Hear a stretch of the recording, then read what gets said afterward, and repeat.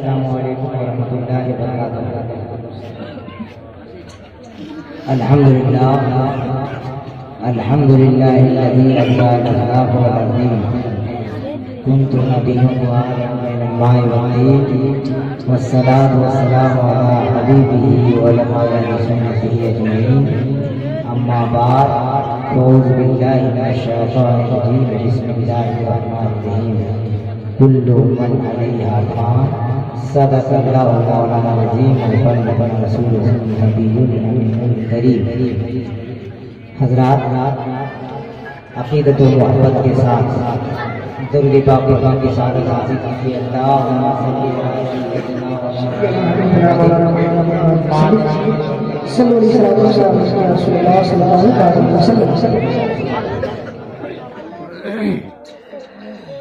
میں جو اپنے آپ کو اس آیت کریمہ سے فیضیان کیا ہوں، رب فرماتا ہے کل من علیہا فان، یعنی دنیا کی ہر چیز فنا ہونے والی ہے۔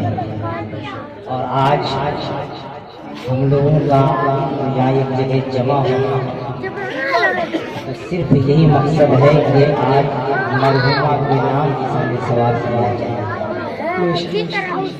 اور آپ دور جدید میں جب آپ چاروں طرف نظریں ڈالیں ہر چیز میں، ہر کام میں، ہر باتوں پر سب کے بیچ اختلاف ہے، مگر ایک ایسی چیز ہے جس میں کسی کو اختلاف نہیں، چاہے وہ مسلم سماج کا رہنے والا ہو، مسلمان اپنے مذہب کا ماننے والا ہو یا ہندو دھرم کا ماننے والا ہو، سکھ ہو، عیسائی ہو، کوئی سب یہی کہیں گے کہ اس میں کسی کا اختلاف نہیں ہے، صرف فان الگ الگ ہے، انداز الگ ہے، لیکن سب کا اس پہ اتفاق ہے کہ سب کے ساتھ موت آنی ہے، انہیں وہ جاننا ہے۔ اور ہر گھریلو اعتبار سے اگر دیکھا جائے ہر باتوں میں اختلاف۔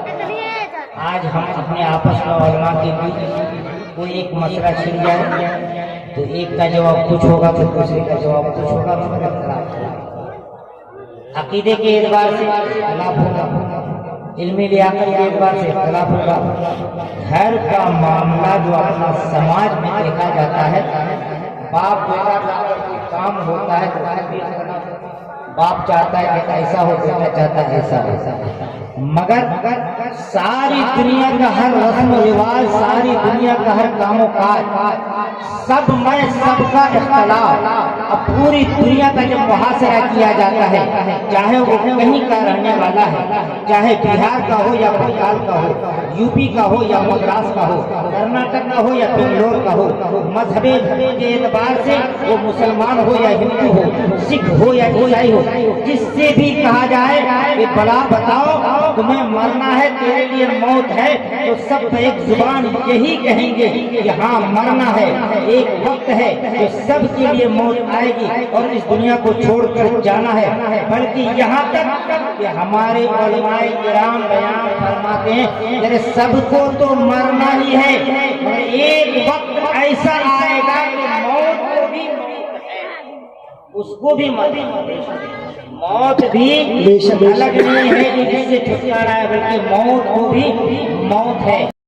جب تک انسان کی زندگی ہے اس کے اندر دو باتیں ہیں، ایک ہے جسم، دوسرا ہے روح۔ آج ہم لوگوں کے بیچ دیکھیے آپس میں جب تک ہم لوگ متفق رہتے ہیں تو کامیابی کی منزل کو طے کرتے ہوئے چلے جا رہے ہیں، اور جب ہم لوگوں میں اختلاف پیدا ہوتا ہے، وہاں اختلاف جب ہوا وہیں اس کام کی ناکامی شروع ہو جاتی ہے، یعنی انسان ناکام ہو جاتا ہے۔ تو ہمارے اندر دو باتیں ہیں، ایک ہے جسم، دوسرا ہے روح۔ جب تک دونوں کا تعلق برقرار ہے، جسم اور روح آپس میں متفق ہے، اسے زندگی کہتے ہیں، اور جب روح اور جسم میں اختلاف پیدا ہو جاتا ہے تو اسی کا نام موت ہے، وہی آخری دن ہے۔ اب آپ یاد کرو، جب تک ہم دنیا میں ہیں ہر کاروبار کرتے رہتے ہیں، آج اس کام کا فکر ہے، کل اس کام کا فکر ہے، کل وہ کرنا ہے۔ انسان کی خواہش اور آرزو کبھی پوری نہیں ہوتی۔ آج ہم ایک مکان بنا لیے ہیں اور دل کے اندر یہ امنگ پیدا ہو گیا کہ کاش میرے پاس اتنی دولتیں ہوتی، اتنا پیسہ ہوتا تو ہم دوسرا مکان بھی بنا لیتے۔ جب دوسرا بنا لیتے ایک مارکیٹ کا خواب دیکھتے ہیں، جب مارکیٹ بنا لیتے ہیں تو دوسرے مارکیٹ کا خواب دیکھتے ہیں۔ ابھی یہی خواہش، یہی آرزو بڑھتی چلی جا رہی ہے کہ اللہ مجھے اتنی دولت دیتا کہ میں اس کے بعد اس کو بناتا، اس کے بعد اس کو بناتا۔ رب کا حکم ہوتا ہے، مرد موت سامنے آتے ہیں اور کام کر کے یہ کہتے ہیں، اے دنیا کی خواہش کرنے والوں، اے انسان، دنیا کی لالچی، اب تیرے لیے اس دنیا کو، اس دنیا میں تیرے لیے اب جگہ نہیں ہے۔ میں نے تیرے لیے پورب سے پچھم، اتر سے دکھن، چاروں طرف چکر لگایا۔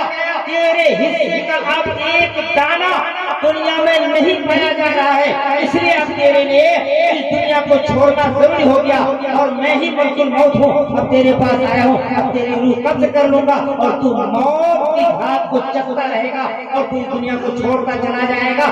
یعنی جتنی خواہشات تیری تھی وہ خواہشات اب تک پوری نہیں ہوئی، اب تجھے موت آ گئی ہے اور مرتا ہے۔ اب دوسرا فرشتہ اس کے پاس آیا، مگر بیچ میں یہ باتیں بتا دوں، ملک الموت پہلے کے زمانے میں، یعنی بنی اسرائیل کے وقت میں انسان کی شکل میں آیا کرتا تھا، انسان کی روح قبض کرنے کے لیے انسانی شکل میں آیا کرتا تھا۔ آج آپ دیکھ رہے ہیں کتنی بھی طاقتور انسان ہے، مگر 10 بھائی برادر اس کا ساتھ جب ہو جاتا ہے تو ایک محلہ دوسرے محلے سے مقابلہ کے لیے تیار ہو جاتا ہے، ایک گاؤں دوسرے گاؤں سے مقابلہ کے لیے تیار ہوتا ہے۔ آج دنیا کے اعتبار سے ایٹمی ہتھیار اتنا تیار ہو گیا کہ ایک ملک دوسرے ملک سے مقابلہ کرنے کے لیے تیار رہتا ہے۔ ایسے ہی کچھ زمانے میں انسان کی جمعیت ایسی تھی کہ جب ملک الموت اپنی جماعت کے ساتھ اس مرنے والے کے قریب آتی تو لوگ یہ مقابلہ کے لیے تیار ہو جایا کرتے۔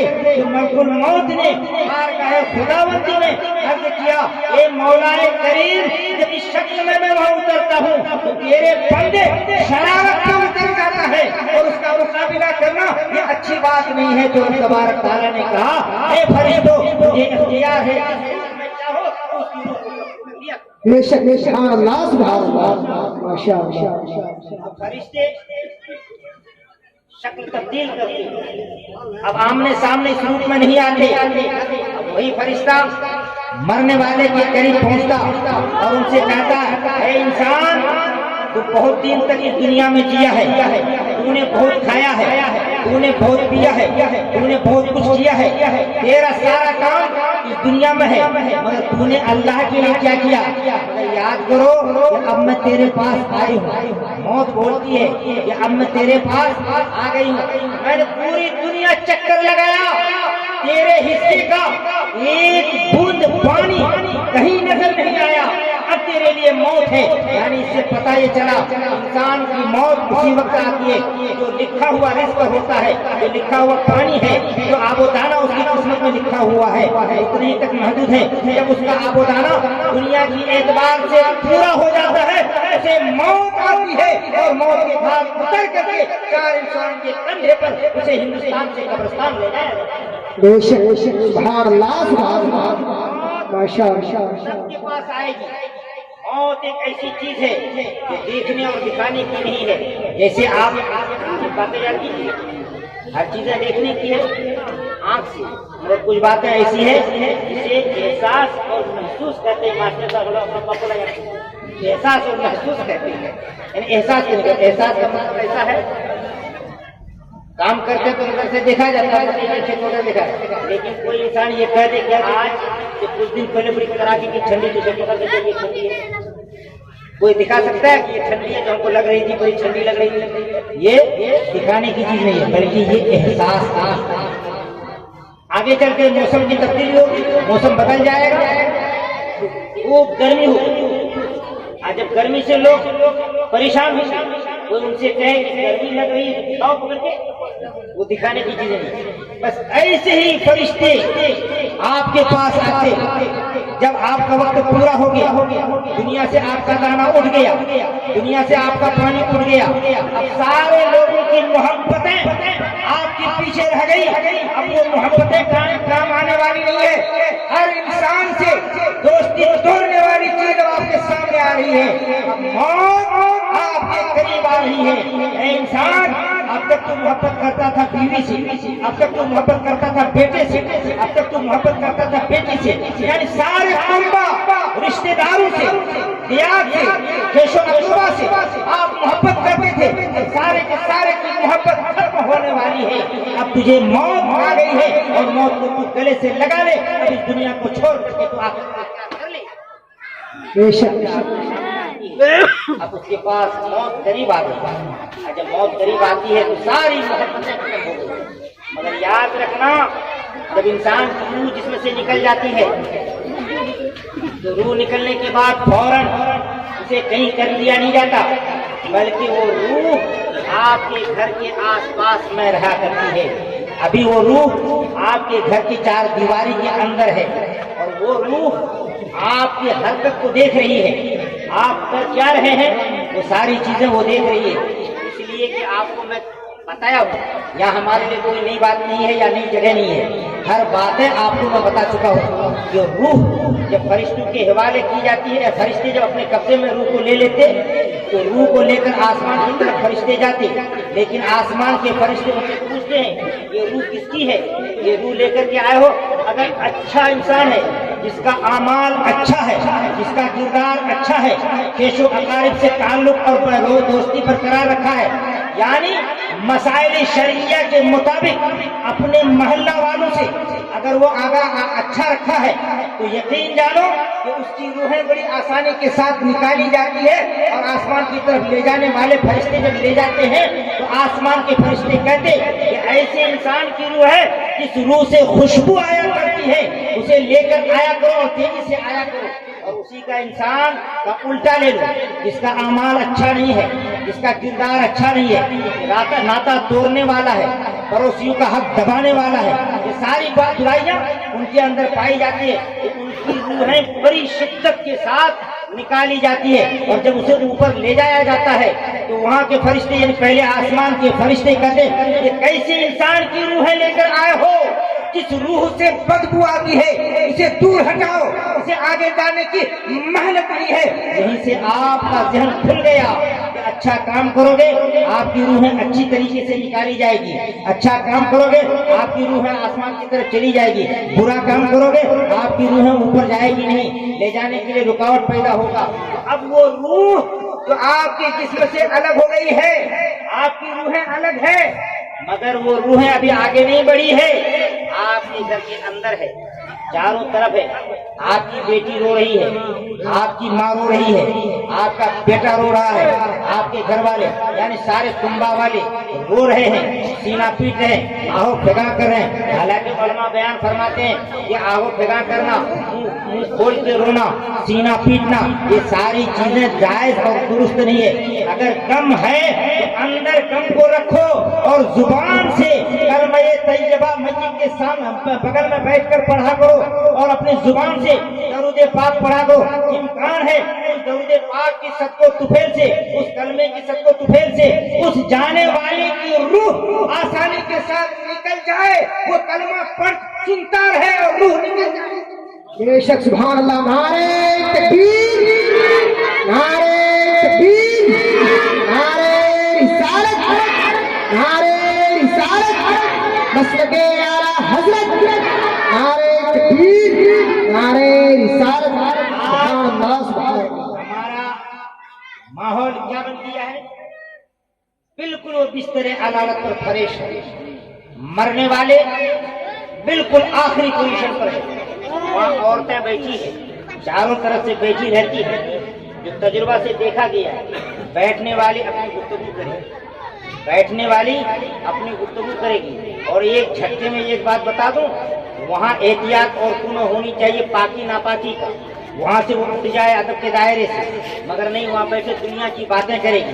उलमा बयान फरमाते हैं, उलमा के जरिए हम लोग सुनते हैं कि उस जगह पे दुनिया की बातें नहीं होनी चाहिए, बल्कि उस जगह पे अगर गुफ्तगू हो तो कलमे की गुफ्तगू हो, अगर गुफ्तगू हो तो दुरूद पाक की गुफ्तगू हो। यानी हर इंसान की जुबान से कलमे तैयबा ला इलाहा इल्लल्लाह मुहम्मद रसूलुल्लाह अदा होनी चाहिए। हर इंसान की जुबान से, जो मर्द हो या औरत हो, जो भी वहाँ बैठे हो, सबकी जुबान पर दुरूद पाक का नगमा होना चाहिए, कलमा तैयबा होना चाहिए। और उसको मरने वाले को देहातों में जो तायद करते हैं कान के पास कि भाई कलमा पढ़ो ला इलाहा इल्लल्लाह मुहम्मद रसूलुल्लाह, बल्कि उलमा बयान फरमाते हैं उसे वो तायद न की जाए, उनको कहा ना जाए, उनके बगल में बैठने वाला अपनी जुबान से पढ़ा करे ताकि उसका ध्यान कलमा तैयबा पर चला जाए और उसकी रूह आसानी के साथ निकल जाए। मसले की ये है, अगर उसे कहा जाता है और वो वक्त ऐसा होता है, बिल्कुल भयानक वक्त होता है, खौफ व हरास का वक्त होता है, इंसान दहशत के मारे पसीना पसीना हो जाता है। वो ऐसा वक्त होता है जब मलकुल मौत की करीब होती है और इधर से अगर कोई कह दे पढ़ो कलमा तैयबा ला इलाहा इल्लल्लाह, जैसे हमारे उलमा बयान फरमाते हैं कि हम लोग नमाज पढ़ने के लिए किसी को अदब के दायरे ही में काट, ये नहीं चलो मस्जिद नमाज पढ़ने के लिए, चलो मस्जिद नमाज पढ़ने, अबे क्या करो यार, मस्जिद पे खड़े हो, चलो मस्जिद नमाज पढ़ने के लिए, ये तरीका नहीं होना चाहिए। अगर कहीं गुस्से की हालत में है, तेवर उसका बदला हुआ है, एक लफ्ज अगर वो बोल दिया आजा नमाज हम नहीं पढ़ो, नमाज पढ़ो, बस सबकी गाड़ी खत्म, मतलब समझे। इसीलिए ये समझाने के लिए होता है, मिसाल दी, इसीलिए उसको कहो कि अगर है आपके अंदर पार्टी है, अल्लाह का हुक्म आया कि ये तशरीफ लाइए, ये नहीं कि चलो चलो चलो, अगर वो बक दिया तेवर में आकर के उनको तुम निकाल दो।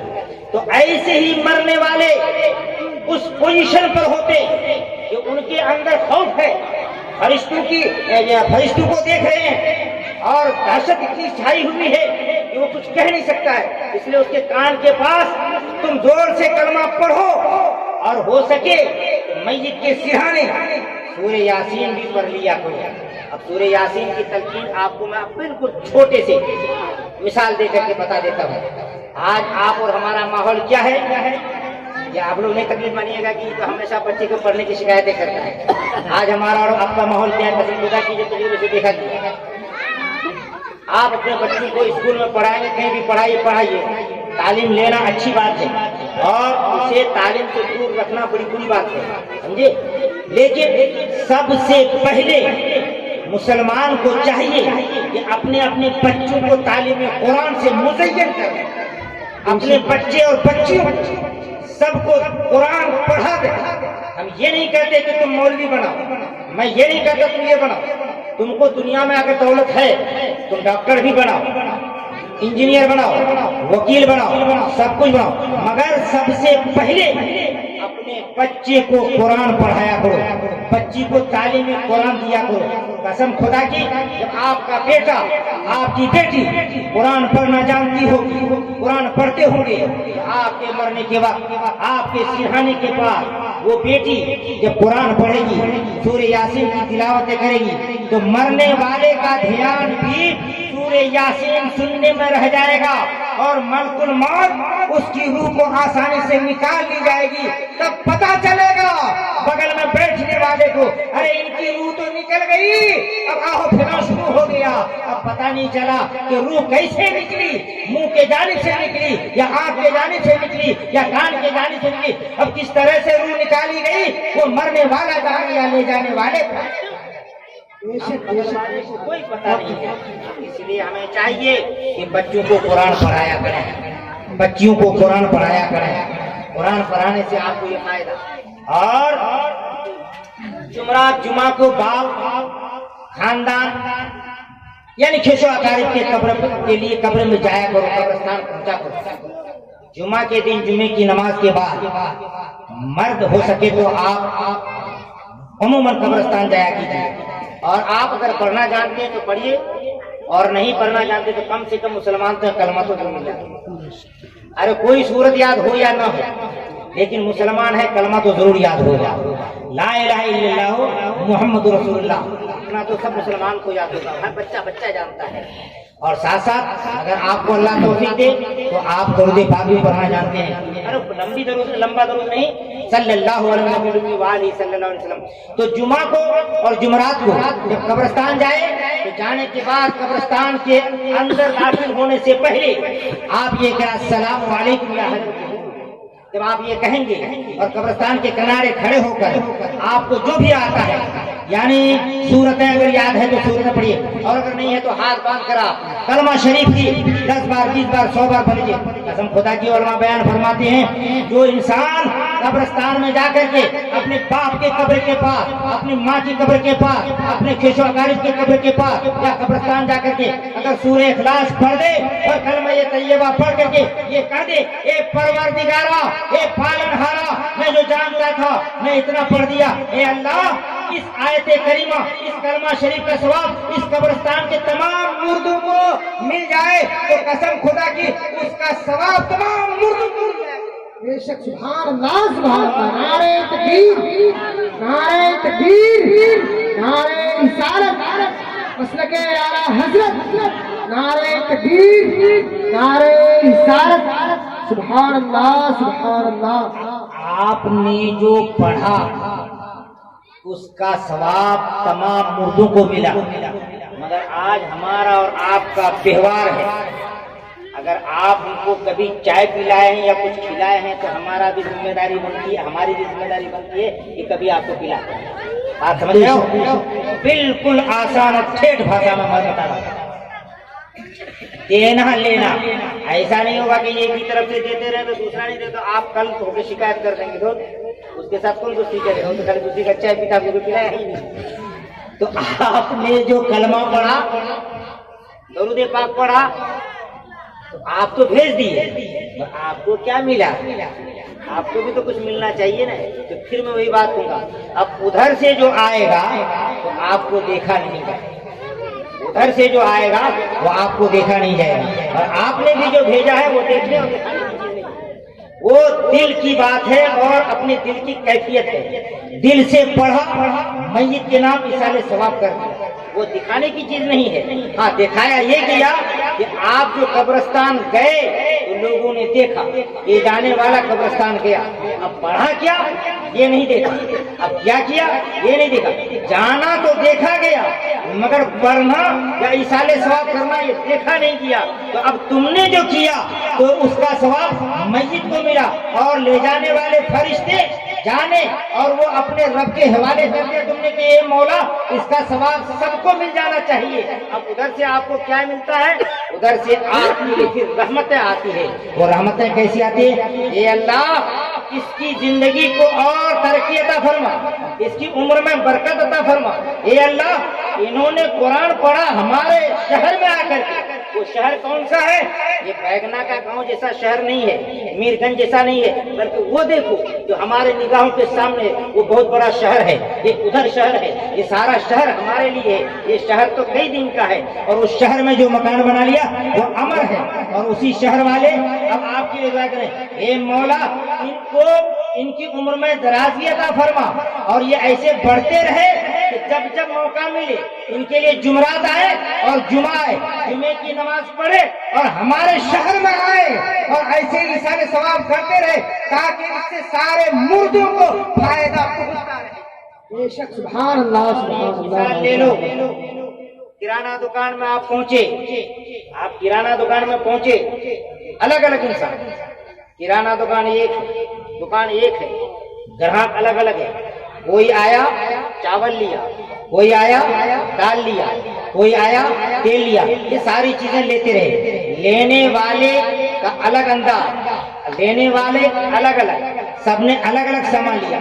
اور سامان لینے کے بعد جو اسے دیا جاتا ہے دکاندار کو اب دیا جاتا ہے، اسے کیا دیا جاتا ہے؟ چاول لیے تو روپیہ، تیل لیے تو روپیہ، آٹا لیے تو روپیہ، یعنی جو بھی دیا گیا پیسہ ہی پیسہ.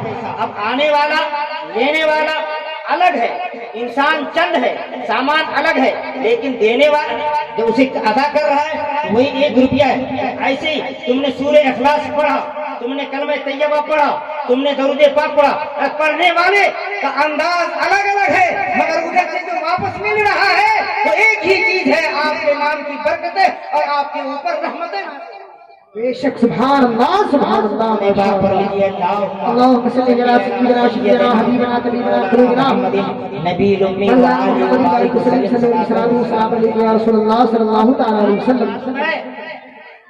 ہم جیسے انسان دنیا کا خطا کار ہم لوگ موت سے گھبراتے ہم لوگ موت سے ڈرتے ہیں مگر جو اللہ کے برگزیدہ بندے ہوتے ہیں اللہ کے جو نیک بندے ہوتے ہیں اللہ کے جو قریب رہنے والے بندے ہوتے ہیں قسم خدا کی وہ موت کے انتظار میں رہتے ہیں موت کو گلے لگاتے ہیں اور موت کو کہتے ہیں اے موت اب تو آجا میرے قریب اور تجھے گلے سے لگا لوں گا.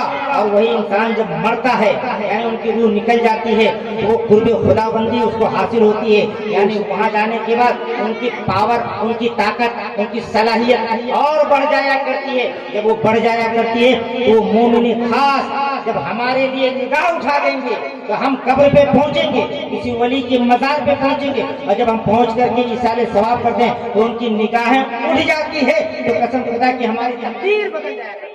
بے شک سبحان اللہ سبحان اللہ. بدل جایا کرتی ہے. اب اولیاء کرام کی طاقت کو دیکھو اولیاء کرام کی صلاحیت کو دیکھو ان کی طاقت کو دیکھو. آج ہم لوگ تو پڑھنے لکھنے کے لیے کم ہی محنت کرتے عموماً گجرات جانے والے گجرات کی ایک جگہ احمد آباد وہاں ہے ایک جگہ کا نام بٹوا شریف یاد رکھیے. جب دنیا میں رہ کر کے اس کی زبان سے جو بات نکل جائے رب تبارک تعالیٰ آنے واحد میں اس کی نکلی ہوئی بات کو رد نہیں فرماتا ہے اس کی بات کو غلط نہیں کرتا ہے بلکہ اس کی زبان سے جو نکلے وہ آنے واحد میں کرامت کی شکل میں وہ ظاہر ہو جایا کرتی ہے. اور وہ کیسے آپ غور سے سنیں. بے شک احمد آباد سے قریب بٹوا شریف میں ایک بزرگ کا مزار ہے اور وہ بزرگ جب حیات سے تھے یعنی دنیا میں زندہ تھے ایک دن آج تو ہمارے لیے سرکاری سہولتیں بہت ہر طرح کی فیسلٹیز ہیں ہر سہولتیں ہیں. آج بجلی ہے لائٹ ہے پانی ہے سب کچھ ہے. پہلے کے لوگ بجلی والے نہیں تھے ڈبیا جلا کر گھروں میں بیٹھا کرتے تھے اور کہیں باہر جانا ہوتا بھٹی بنا کر شعلے بنا کر اسے نکلتے تھے. تو بہرحال اتنی لمبی باتیں نہیں ہے آپ کو مختصر میں بتانا یہ ہے کہ گڑبڑ کر رہا ہے بھائی آپ اس کا یہ کیجیے ہم اتنا گڑبڑ نہیں کرتے کہ ہماری تکلیف جتنی ہوگی اتنی ہوگی لوگوں کو سنے یا نہیں ہمارے سامنے والے سن جاتے تو آپ کو لکھیے اللہم صلی علی سیدنا لیکن آنے والے صلی اللہ علیہ اللہم صلی علی سیدنا و مولانا محمد النبی وعلیہ وآلہ وسلم صلاۃ و سلام علیہ صلی اللہ علیہ وسلم. اللہ کے ولی ہیں اللہ کے نیک بندے آپ کی تنہائی میں ہوتے ہیں. یہ علماء کرام ہے لوگوں سے میں سنتا ہوں میں اتنا جانتا نہیں کہ تہجد کی نماز کے لیے کوئی وقت تعین نہیں بے شک بس عشاء کی نماز پڑھنے کے بعد کھانا کھائیے عشاء کی نماز ادا کرنے کے بعد کھانا کھائیے بستر پہ لیٹ نہیں اور جب آپ کی آنکھیں کھلے رات 1 بجے 1:30 بجے 2 بجے 2:30 بجے اٹھ کے تہجد پڑھیے. مگر تہجد پڑھنے والوں کے لیے ایک نیند کا سونا ضروری ہے چاہے وہ آدھے سبحان اللہ سبحان اللہ. مگر اسے سونا ہے. اور اگر بیٹھے بیٹھے رہیے گا تو آپ کے لیے تہجد کی نماز نہیں ہے. یاد رکھیے گا ابھی